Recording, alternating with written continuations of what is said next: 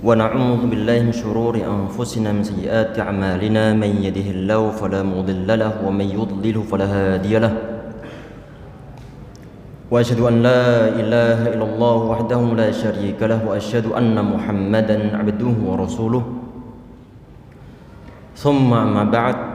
Bapak Ibu sekalian, ikhwah dan juga akhwat sekalian yang insyaallah dirahmati oleh Allah Subhanahu wa taala. Semoga Allah Subhanahu wa taala memudahkan segala urusan kita, memberkahinya. Kalau seandainya sebagian di antara kita ada yang sakit ataupun keluarga sakit ataupun sahabat sakit, semoga diberikan kesembuhan oleh Allah Subhanahu wa taala insyaallah. Yang punya problem dalam rumah tangga, dalam tempat kerja, semoga diberikan solusi oleh Allah Subhanahu wa taala. Amin ya rabbal alamin. Bismillahirrahmanirrahim. Insyaallah yang kita bahas untuk malam ini adalah hadis yang ke-299.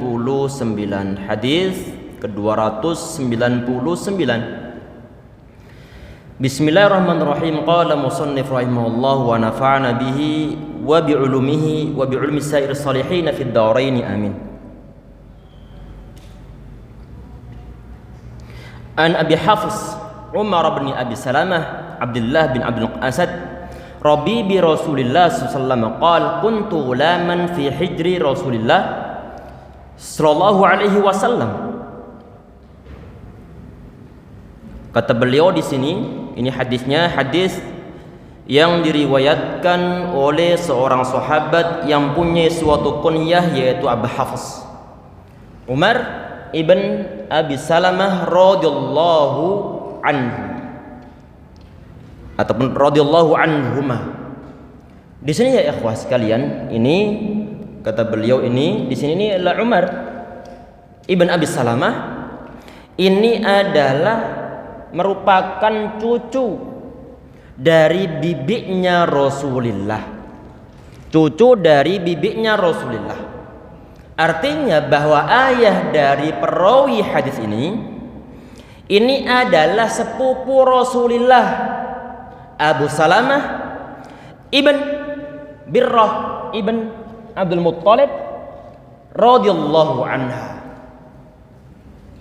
Ini ya ikhwah sekalian, ini Abu Salamah, ayah dari perawi hadis ini di samping beliau adalah sepupu Rasulullah, beliau juga merupakan saudara sepersusuan Nabi Muhammad dari dua jalur. Yang pertama adalah Suwaibah, yang kedua adalah Halimah Sa'diyah. Semasa kecilnya Nabi Muhammad, beliau disusukan bersama ini, ayah dari perawi hadis ini yang bernama Abu Salamah. Ini Umar ibn Abi Salamah terlahir 2 tahun sebelum hijrah Nabi Muhammad ke Madinah. Kemudian qadarullah ma syafa'al, ayahnya yang bernama Abu Salamah ataupun sepupu Nabi Muhammad meninggal terlebih dahulu. Kemudian Nabi Muhammad beliau menikahi istri atau menikahi Ummu Salamah, ibunda dari Umar ini. Sehingga sebagian di antara istri Muhammad ada yang bernama Ummu Salamah radhiyallahu anha, Ummul Mukminin. Kisahnya sangat masyhur. Kisah sangat masyhur tentang masalah doa yang dipanjatkan oleh beliau setelah beliau pernah mendengar hadis Nabi Muhammad SAW tentang masalah seorang yang mendapatkan suatu musibah. Kemudian dia berdoa, Allahumma ajirna fi musibatina, ataupun Allahumma ajirni fi musibati wa akhlif li khairan minha. Oh, kama qala, ya Allah, mohon engkau berikan suatu pahala dari musibah yang menimpaku, dan mohon engkau berikan ganti yang lebih baik daripada musibah yang menimpaku. Di saat Abu Salamah, ayah dari perawi hadis ini, meninggal, ibundanya yang bernama Ummu Salamah berdoa, ya Allah, mohon engkau berikan pahala dari musibah yang telah engkau berikan kepadaku, dan mohon engkau berikan ganti dengan yang lebih baik. Suami meninggal, suatu musibah, Beliau berdoa begitu. Beliau berdoa begitu di saat beliau berdoa, Allahumma ya Allah, mohon engkau berikan suatu pahala dari musibah yang telah engkau berikan kepadaku, yang telah engkau timpakan kepadaku. Beliau yakin akan diberikan suatu pahala besar. Cuma poin yang kedua, ini kan berupa ya Allah mohon engkau beri ganti yang lebih baik. Beliau merasa bahwa nggak ada seorang sahabat pun yang lebih baik mengalahkan dari sahabat Abu Salamah, suami beliau yang telah meninggal. Qadarullah masyafa'al, ternyata yang melamar berikutnya adalah Rasulullah. Maka kira-kira lebih utama mana, Abu Salamah atau Rasulullah? Tentunya Rasulullah sallallahu alaihi wasallam. Berarti doa beliau juga dikabulkan oleh Allah SWT. Ini Abu Salamah ataupun Umar ibn Abi Salamah, ini beliau di antara sahabat yang sedikit meriwayatkan hadis dari Rasulullah SAW. Ada sebagian ulama yang meneliti hanya ada sekitar 12 hadis. Di antaranya adalah hadis yang saat ini akan kita bahas. Kata beliau ini, kata Umar ibn Abi Salamah, kuntu gulaman, ana dulu itu seorang anak kecil. Saat disebut sebagai seorang gulam, maka itu batasannya adalah sebelum dia balik. Sebelum dia balik, masa kanak-kanak sampai dia balik, disebut sebagai seorang gulam. Ini adalah arti gulam yang pertama. Yang kedua, gulam juga bisa diperuntukkan ataupun biasa digunakan sebagai suatu istilah untuk seorang budak, disebut juga sebagai seorang gulam, ataupun seorang pembantu bisa juga disebut sebagai seorang gulam. Berarti ini adalah arti yang ketiga, penggunaan istilah gulam. Yang keempat adalah orang yang dewasa, usianya telah melebihi usia balik, cuma dia masih kekanak-kanakan, masih kanak-kanakan. Ini pun disebut sebagai gulam. Ini untuk Umar ibn Abi Salamah radhiyallahu anhuma. Kata-kata beliau di sini adalah kuntu ulaman. Anak adalah dulu itu masih dalam masa kecil. Sebelum balik fi hijri Rasulillah, di dalam didikan ataupun peliharaan Nabi Muhammad SAW. Artinya berada dalam tarbiyah Nabi Muhammad SAW. Karena kenapa? Di sini disebutkan bahwa ini ada kata-kata Robi bi Rasulillah. Kita perhatikan ini yang anak kasih kurung warna ataupun lingkaran warna merah. Ini ada kata-kata Robi bi Rasulillah. Robi itu adalah anak tiri laki-laki. Kalau Robibah anak tiri perempuan. Anak tiri dari mana? Anak tiri dari ataupun istri Nabi Muhammad SAW yang bernama Ummu Salamah, yang tadi sebelumnya menikah dengan Abu Salamah. Punya anak, diantaranya adalah yang meriwayatkan hadis ini. Berarti seorang sahabat ini dia adalah anak tiri dari Rasulullah SAW. Kemudian wakanat, beliau menyampaikan di sini kuntu ulaman fi hijri Rasulillah wa kanat yadi tatishu fi safhah ataupun sahfah. Dulu itu pernah ada suatu kejadian, ini berada di media ruang ataupun berada di area di saat lagi makan bareng. Kuntu kanat yadi tatishu fi safhah, tangan anak kesini nih, mengelilingi ataupun mungkin nyamber sana nyamber sini mencari makanan yang sesuai dengan seleranya.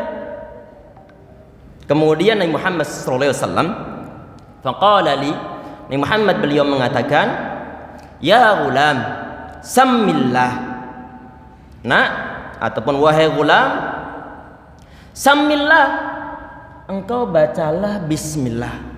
Kita perhatikan ya ikhwas sekalian, dalam hadis ini ada suatu etika dalam pergaulan, khususnya di saat kita berada di dalam perjamuan makan. Yang oleh sebagian orang, kalau seandainya misalnya ada orang dia makan berada di posisi ini, kemudian tangannya berselancar ke sana ke sini, sebagian orang merasa ini orangnya kurang sopan. Orangnya kurang sopan. Ataupun mungkin kalau yang berbuat itu adalah anak kecil, akan dibilang ini orang tuanya nggak ngasih suatu didikan etika dalam makan bareng. Dalam agama Islam yang semacam ini pun diatur, urusan yang besar diatur, hatal khara, sampai urusan yang berkaitan masalah kamar mandi itu pun diatur dalam syariat agama Islam, sampai urusan bernegara. Tidak akan ada satu agama pun kecuali agama Islam yang mengatur pemeluknya sampai sedetil sebagaimana agama Islam. Alhamdulillah kita dilahirkan dalam kondisi Islam, semoga kita juga meninggal dalam keadaan Islam dan juga iman. Amin ya rabbal alamin. Kita perhatikan ya ikhwah sekalian, insyaallah dirahmati oleh Allah SWT. Tadi ini Muhammad bila mengatakan ya gulam samillah, wahai gulam engkau bacalah bismillah. Samillah artinya adalah bacalah bismillah, ataupun sebagian istilah ya ikhwas sekalian yang sangat masyhur dalam bahasa Arab, ada istilah yang disebut sebagai tasmiyah, ada istilah yang disebut sebagai basmalah. Ada tasmiyah, ada basmalah. Perbedaannya apa? Untuk tasmiyah ini biasanya para ulama mengartikan tasmiyah itu adalah bacaan bismillah tanpa penyebutan, tanpa penambahan Ar-Rahman Ar-Rahim. Ini yang disebut sebagai tasmiyah. Ada istilah yang lain lagi adalah basmalah. Di saat misalnya ada orang ngomong dalam bahasa Arab, akhi basmil, bro, mas bro, ente ucapkanlah bismillahirrahmanirrahim ditambah Ar-Rahman-Ar-Rahim. Kalau di saat mau makan kemudian ada suatu perintah samillah, artinya ente bacalah tasmiyah, membaca bismillah tanpa disertai dengan Ar-Rahmanur-Rahim. Ini perbedaan antara tasmiyah sama basmalah. Ini menurut sebagian ulama. Kita perhatikan di sini ya ikhwas sekalian, Nabi Muhammad beliau mengatakan ya gulam, nak samillah, engkau bacalah bismillah. Ini kalau kita perhatikan, tadi itu dalam awal hadisnya disebutkan kuntu ulaman. Ana dulu itu adalah seorang anak kecil, seorang anak kecil. Artinya belum sampai level balik. Tetapi oleh Nabi Muhammad SAW, anak ini disuruh untuk membaca bismillah. Ada suatu perintah, dan perintah itu sifatnya adalah wajib secara umumnya. Kecuali misalnya ada hal yang membelokkan dari sifat wajib menuju yang sunnah. Tetapi secara umumnya bahwa di saat di sana ada suatu perintah dari Muhammad ataupun dari Allah Subhanahu wa taala, maka itu merupakan suatu kewajiban. Pertanyaannya begini, ataupun mungkin muncul suatu permasalahan, dah ini si anak kecil diperintah untuk membaca bismillah, padahal dia itu adalah anak yang belum mencapai usia balik. Disimpulkan oleh para ulama ya ikhwah sekalian, bahwa anak-anak ini di saat mereka itu melaksanakan ada tanda-tanda pelanggaran suatu syariah, maka la yutrak, jangan ditinggalkan, jangan dibiarkan tanpa ada suatu arahan. Tanpa ada suatu arahan. Kewajiban memang belum diwajibkan untuk mereka, cuma ada tanda-tanda anak ini di saat misalnya dia makan menggunakan tangan kiri, di saat dia makan tidak menggunakan membaca bismillah, maka perlu untuk diingatkan. Karena kenapa? Tentu efeknya nanti akan dirasakan di masa-masa yang akan datang. Kalau anak-anak kecil ini ya ikhwah sekalian, antum mungkin pernah mendengar suatu at-ta'allumu fi as-sighar kan naqshi 'ala al-ahjar, atau kama qala, ini maqalah, suatu perkataan kalam hikmah ataupun peribahasa. Belajar di masa kecil sebagaimana mengukir di atas batu. Ini bukan sekedar belajar biasa saja, tapi belajar semua hal, termasuk dalam masalah etika bermasyarakat, termasuk dalam etika dalam pergaulan, termasuk omongan-omongan mereka ya ikhwah sekalian, yang insyaallah dirahmati oleh Allah Subhanahu wa taala. Anak-anak ini ya ikhwah sekalian, insyaallah dirahmati oleh Allah Subhanahu wa taala, adalah basic pendidikan mereka adalah dari orang tuanya. Sehingga perlu untuk diingatkan untuk semua orang tua, termasuk diri saya sendiri. Saat misalnya kita nyambut tamu, kita sudah dewasa, kita telah mengetahui banyak makan garam, pengalaman dan juga etika-etika.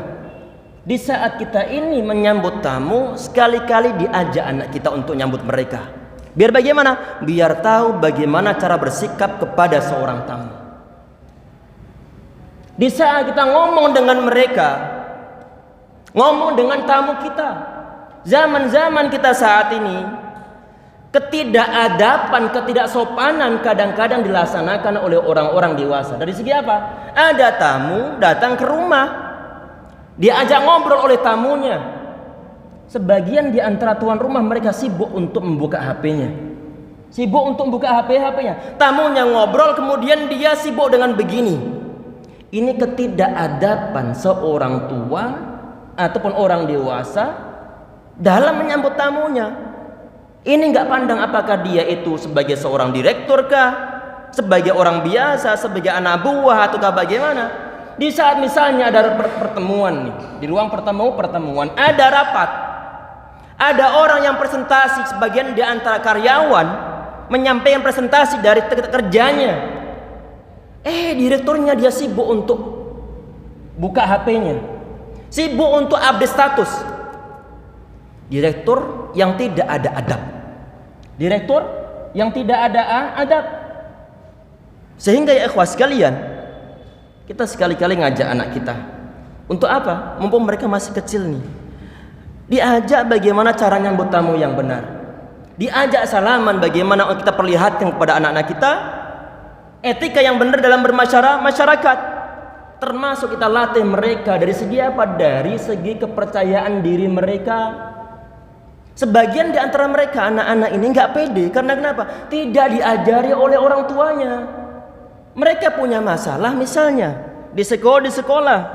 Anak kita misalnya salah, dia berbuat ngiseng terhadap teman-temannya. Saat kemudian punya permasalahan di sekolah, anak kita perlu dilatih untuk pertama percaya diri, yang kedua mengakui kesalahannya. Kita awasi dari jauh, biar nanti mereka mengetahui tentang bagaimana suatu bersikap di saat mereka bersalah. Kita ajak mereka dalam menyambut tamu, kita ajak mereka untuk makan bareng. Kadang-kadang anak kita ini di saat ada tamu kemudian dijauhkan, sono. Ini urusan orang dewasa. Kecuali memang misalnya ada sebagian pembicaraan yang nggak boleh didengar oleh anak-anak. Kalau nggak ada, cuman sekedar silaturahim biasa, kita ajak mereka untuk makan bareng dengan tamu kita. Biar nanti mereka juga tahu bagaimana cara menyambut tamu, memuliakan tamu. Mumpung mereka masih anak-anak, biar nanti mereka di sini terekam. Dari segi apa? Dari segi pengajaran, tarbiyah yang dilaksanakan oleh orang tua mereka. Ini sangat penting nanti di masa-masa depan mereka. Sehingga mereka di saat nanti sudah berada di masa-masa depan, mereka menjadi anak-anak yang tertarbiyah, anak-anak yang terdidik, anak-anak yang bisa untuk apa? Untuk bersikap secara dewasa, bersikap secara adab, tata krama sesuai dengan yang berlaku di masyarakat. Di satu sisi juga tidak bertentangan dengan syariah agama Islam. Ini adalah tugas dari para orang tua, tugas dari para orang tua. Kita mendengar tahu siapa Umar ibn Abdul Aziz rahimahullah, seorang khalifah yang sebagian ulama dikatakan bahwa beliau adalah khalifah yang kelima, walaupun aslinya bukan khalifah yang kelima, tetapi beliau dimasukkan oleh sebagian ulama sebagai seorang khalifah yang kelima. Beliau mengatakan bahwa as-salahu minallah. Perhatikan, kesolihan itu datangnya dari Allah Subhanahu wa taala. Nanti yang menentukan si fulan ini dia batinnya itu baik ataukah tidak, ataupun mungkin dia ini nanti termasuk orang soleh ataukah tidak. Ini dari Allah Subhanahu wa taala. Wal adab minal ab. Sedangkan adab, tata krama itu datangnya dari orang tua. Kalau datangnya dari orang tua, sedangkan sebagian di antara kita sibuk di kantor, tidak pernah ngajak ngobrol anaknya, tidak pernah ngerangkul anaknya, tidak pernah mencium anaknya, tidak pernah ngajak bareng main anaknya. Nanti adab si anak datang dari mana? Kita harapkan dari sekolah, suatu yang mustahil. Dari segi apa? Sekolah cuma berapa jam? Dan gurunya pun kadang-kadang tidak memperhatikan masalah mentarbiyah. Mereka hanya sibuk untuk menyelesaikan kurikulum, sedangkan tarbiyahnya tidak diperhatikan. Kadang-kadang sebagian guru memperhatikan masalah tarbiyah, cuman masalahnya guru yang mentarbiyah yang mau mengingatkan akhlak terhadap peserta didiknya. Mereka hanya berada di kelas misalnya cuma sekitar 90 menit saja. Sedangkan habis itu sebagian di antara guru tidak memperhatikannya. Plus pergaulan di luar sekolah. Kita tahu anak-anak, sebagian di antara anak-anak yang tidak diperhatikan oleh orang tuanya, omongannya kotor. Omongannya kotor, antum mengetahui sendiri. Misuh memisuh, apa misuh-misuh nih? Apa misuh? Caci maki, kata-kata kotor. Orang tua kadang-kadang sudah mentarbiyah anaknya di rumah, keluar rumah langsung tarbiyah orang tuanya lupa semuanya. Karena kenapa? Terlalu banyak bergaul di luar tanpa diperhatikan lagi oleh orang tuanya, sehingga hampir mustahil ya ikhwah sekalian, kalau anak ini masalah tarbiyahnya, masalah akhlaknya hanya diserahkan kepada sekolah tanpa ada orang tua yang berusaha untuk mentarbiyah mereka. Walaupun toh anak-anak kita ini kadang-kadang kita taruh pesantren, tetap perlu untuk diawasi orang tuanya. Dari segi apa? Mereka mungkin anak-anak kita teori ada dari segi ilmu agama, cuma penerapannya masih pincang-pincang, sehingga di saat sholat belum benar. Bagaimana cara bersedekah, bagaimana cara sujud, bagaimana cara tasyahud, ataupun yang lain sebagainya. Sehingga nanti ya ikhwah sekalian, tugas yang paling berat itu adalah orang tua. Jangan kita merasa bahwa setelah anak kita ini kita taruh di suatu tempat pendidikan, kemudian orang tua terlepas dari suatu kewajiban untuk mentarbiyah mereka. Ini kesalahan di antara sebagian orang tua. Semoga kita semua ya ikhwah sekalian diberikan hidayah oleh Allah SWT sebagai orang tua yang memperhatikan masalah pendidikan, tarbiyah anaknya, masalah akhlak anaknya, masalah agama anak-anaknya. Kita mengetahui Salahuddin Al-Ayyubi rahimahullah, kalau kita baca sejarah, keberhasilan beliau itu adalah bermula dari didikan kedua orang tuanya. Talaqaha fil bait, beliau terima dari rumahnya. Sehingga sebagian ya ikhwah sekalian, sebagian ungkapan ulama-ulama, mereka mengatakan inna wara'a kulli rajulin 'azimin abawaini murabbiyaini. Bahasanya di belakang seorang laki-laki, seorang tokoh yang agung, di belakangnya ada orang tua yang ahli tarbiyah terhadap anaknya. Ini yang perlu untuk kita usahakan ya ikhwah sekalian, yang insyaallah dirahmati oleh Allah Subhanahu wa taala. Al-Imam Ibnu Qayyim rahimahullah ya ikhwah sekalian, beliau memberikan suatu komentar dalam masalah apa? Dalam masalah sebagian ihmal, sebagian abainya orang tua terhadap anak-anaknya. Beliau mengatakan begini dalam kitab Tuhfatul Maudud fi Ahkamil Maulud, faman ahmala ta'lima waladihi ma yanfa'u, barang siapa yang mengabaikan mengajarkan anaknya tentang hal-hal yang bermanfaat untuk anak tersebut, wa tarakahu sudah, dan mereka membiarkan begitu saja tanpa ada suatu tarbiyah, faqad asa ilaihi ghayat isaah, maka orang tua tersebut telah berbuat buruk seburuk-buruknya terhadap anaknya. Wa asrul auladi innama jaa fasaduhum min qibalil aba wa immalihim lahum, bahwa rata-rata kerusakan anak, perhatikan, rata-rata kerusakan anak disebabkan adalah ihmalnya, abainya orang tua serta ketidakadaan tarbiyah mereka terhadap anak-anaknya. Wa tarki ta'limihim fara'iddin, serta meninggalkannya orang tua tentang kewajiban-kewajiban agama. Wa sunanihi, serta kesunahan-kesunahan agama. Fa'adha'uha sigharan, sehingga mereka ini meninggalkan, menyia-nyiakan anak-anak mereka semasa mereka masih kecil. Kalau sudah begitu, falam yantafi'u bi anfusihim wa lan yanfa'u aba'ahum kibara. Kalau sudah begitu, maka nanti bagaimana? Maka si anak-anak ini tidak akan ngambil manfaat di saat nanti mereka dewasa, dan anak-anak ini juga tidak akan bisa diambil manfaat oleh orang tuanya. Berarti sesuatu yang berat ya ikhwah sekalian, sesuatu yang berat. Tugas orang tua perhatikan anak-anak. Perhatikan anak-anak.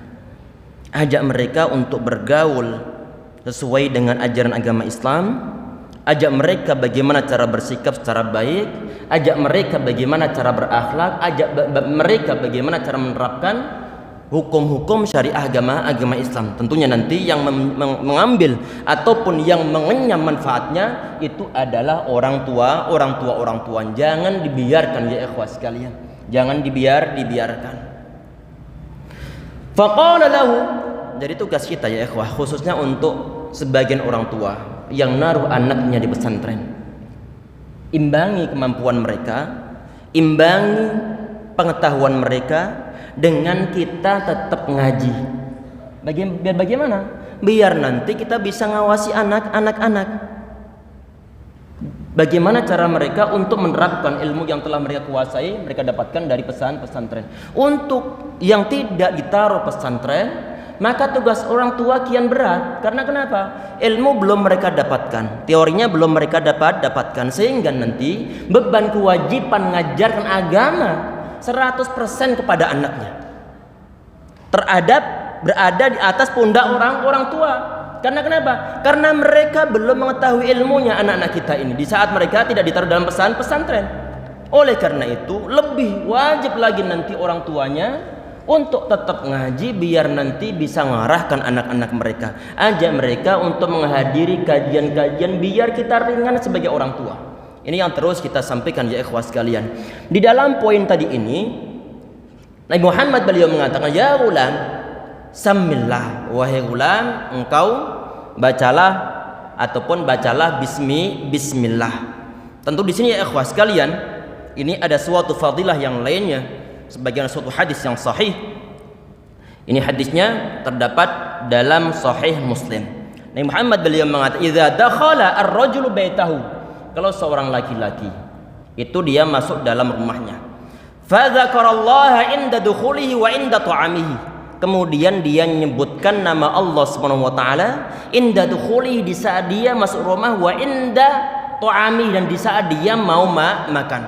Qala syaitan, kalau orang ini dia masuk rumah dia menyebutkan nama Allah Subhanahu wa taala baik bismillah ataupun dengan assalamualaikum di saat masuk rumah, ataupun di saat mau makan dia menyebutkan bismillah, maka syaitan akan bilang beginilah, mabita lakum.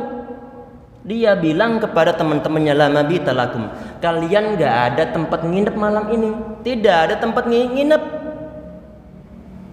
wala asya, dan juga tidak ada makan malam.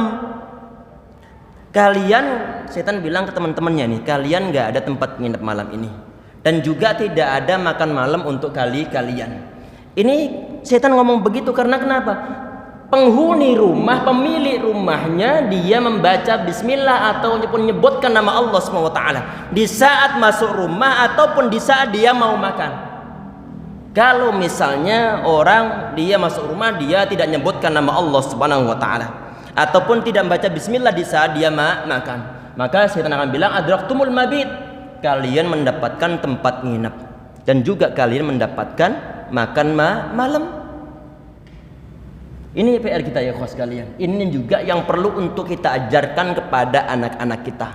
Anak kita masuk rumah tahu-tahu nyelonong tanpa ada babi bu, tanpa ada apa babi bu nih, tanpa ada ucapan apapun juga langsung main nyelonong. Kita perlu untuk ingatkan kepada mereka, assalamualaikum warahmatullahi wabarakatuh. Biar bagaimana? Ada penyebutan nama Allah SWT ataupun bismillah, biar mereka nanti juga terdidik. Mumpung mereka masih kecil-kecil. Kalau udah dewasa bagaimana Ustaz? Udah qadarullah masyafa'al, anak saya sudah dewasa. Sedangkan yang masalah begini-begini belum saya perhatikan zaman dahulu. Bagaimana? Belum terlambat. Ada cucu, ada anak-anak kita juga perlu kita ingatkan. Walaupun telah dewasa perlu untuk diingatkan, dan ini kewajiban dari orang tua untuk mengingatkan pada anak-anaknya.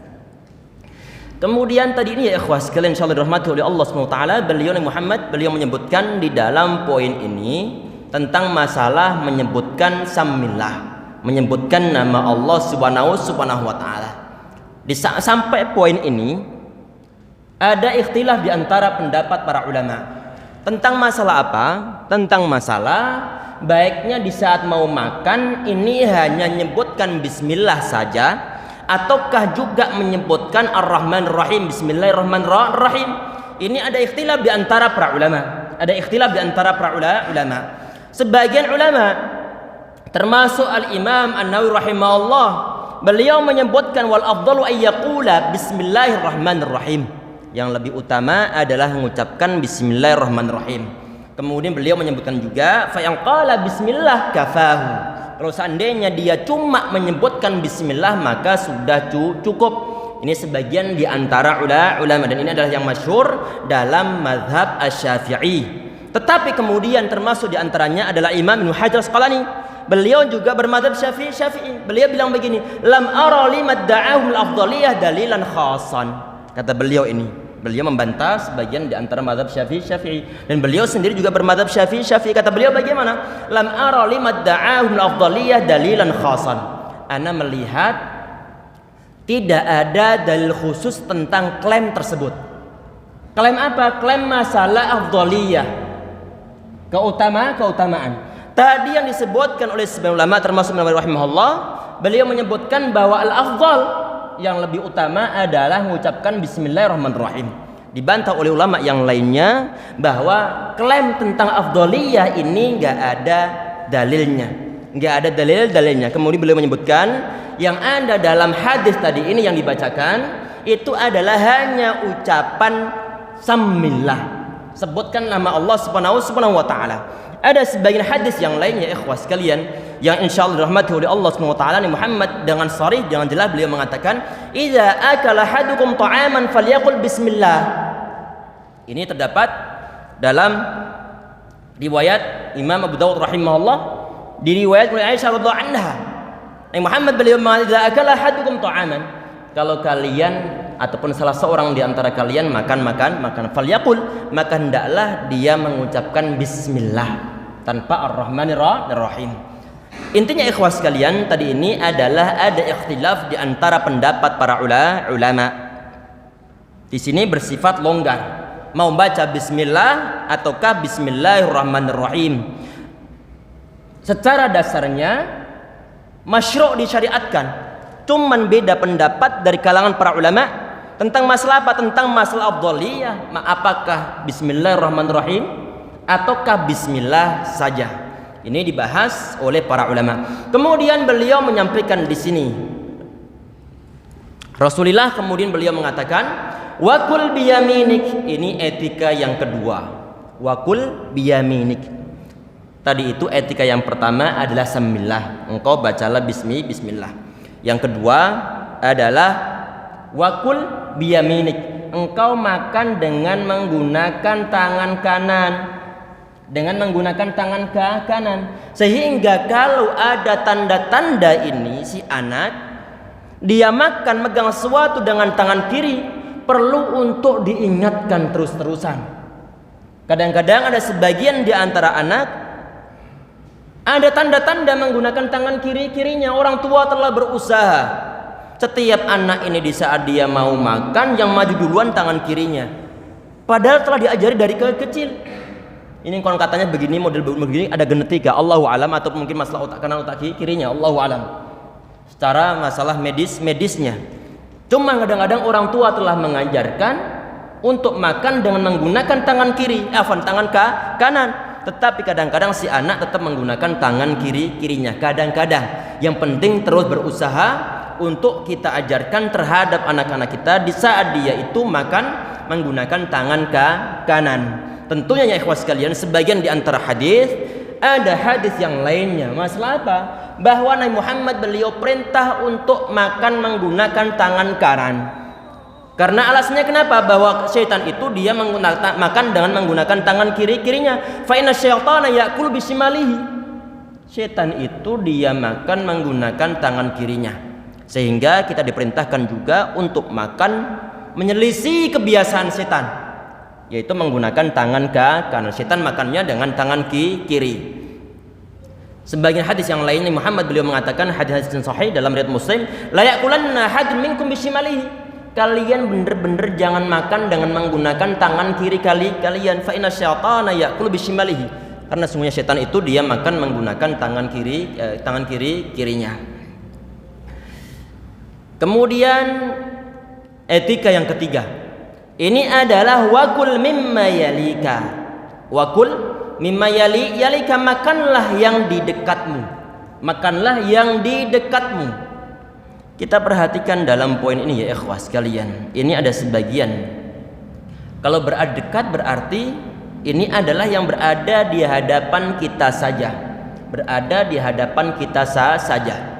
Ini sebagian di antara ulama memberikan suatu batasan adalah ketidakbolehan tangan kita ke sana ke sini. Itu adalah kalau menu makanannya itu sama. Menu makanan sama. Termasuk misalnya kebiasaan orang Arab sampai zaman kita saat ini adalah makan bareng-bareng menggunakan nampan. Menu yang di sana sebagaimana menu yang di sini, nggak ada beda. Maka bagaimana kalau model begini? Maka tangan ini kita menerapkan hadis yang ini, jangan kemana.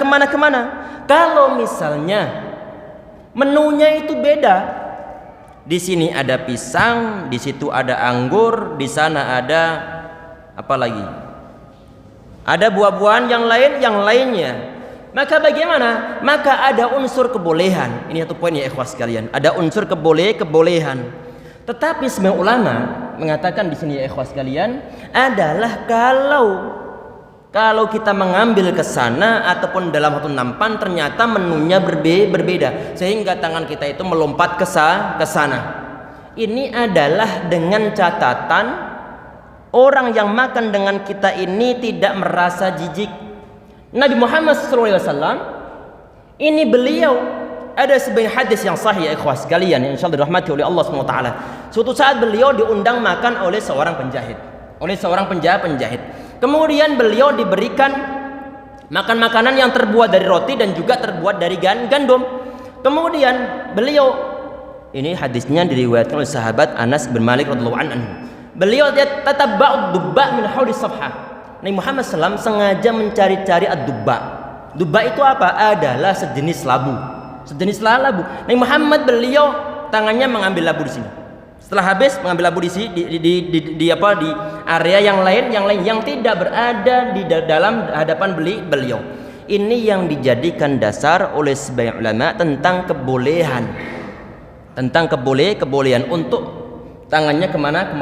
Tapi ulama yang lainnya memberikan suatu batasan adalah kalau anggota ataupun orang yang makan di sekitarnya tidak merasa jijik. Dan inilah Nabi Muhammad SAW, para sahabat tidak merasa jijik. Sehingga di saat nanti misalnya kita praktek begitu, dimungkinkan kita ataupun orang-orang yang berada di sekitar kita merasa ini orangnya jijik banget nih. Satu nampan kemudian tangannya kemana. Tadi ini ada ikhtilaf di antara pendapat para ulama ya ikhwah sekalian tentang masalah tadi itu. Kalau seandainya menunya sama maka lebih baik kita berada depan kiri kita. Kalau seandainya berada depan orang lain maka lebih baik tangan kita ini berada di sini kemudian kita minta kepada orang lain untuk mengambilkan. Afwan, boleh anggurnya? Kalau seandainya tidak sungkan. Mungkin cukup sekian ya ikhwah sekalian ini untuk pembahasan kita saat ini. Jadi sebagian di antara hadis ataupun kesimpulannya tadi ini adalah ada etika dalam makan. Termasuk di antaranya adalah Nabi Muhammad SAW itu beliau menyukai sayur-sayuran atau mungkin sejenis hijau-hijauan ada 3. Yang pertama adalah dubba tadi itu, yaitu masalah labu, sejenis labu. Yang kedua adalah timun, yang ketiga adalah bitir, yaitu semangka. Ini 3 buah ataupun 3 sayur, jenis sayur-sayuran yang disukai oleh Rasulullah SAW. Kadang-kadang beliau makan semangka dipadukan dengan kurma, makan semangka dipadukan dengan timun. Silakan nanti antum mencoba bagaimana rasanya sensasi makan semangka dibarengkan dengan tamar ataupun kurma. Ini sahabat Anas bin Malik radhiyallahu anhu setelah Nabi Muhammad SAW beliau makan dubba ataupun makan labu tadi itu, baik labunya apakah labu yang warna oranye ataukah labunya yang warna hijau yang panjang itu tidak disebutkan, cuma disebutkan dubba saja. Setelah sahabat Anas bin Malik radhiyallahu anhu beliau melihat Nabi Muhammad SAW beliau mencintai dubba ini, sahabat Anas juga merasa senang dengan adanya dubba. Allahu a'lam bishawab. Subhanakallah bihamdika asyhadu an la astaghfiruka wa atubu ilaik. Assalamualaikum warahmatullahi wabarakatuh.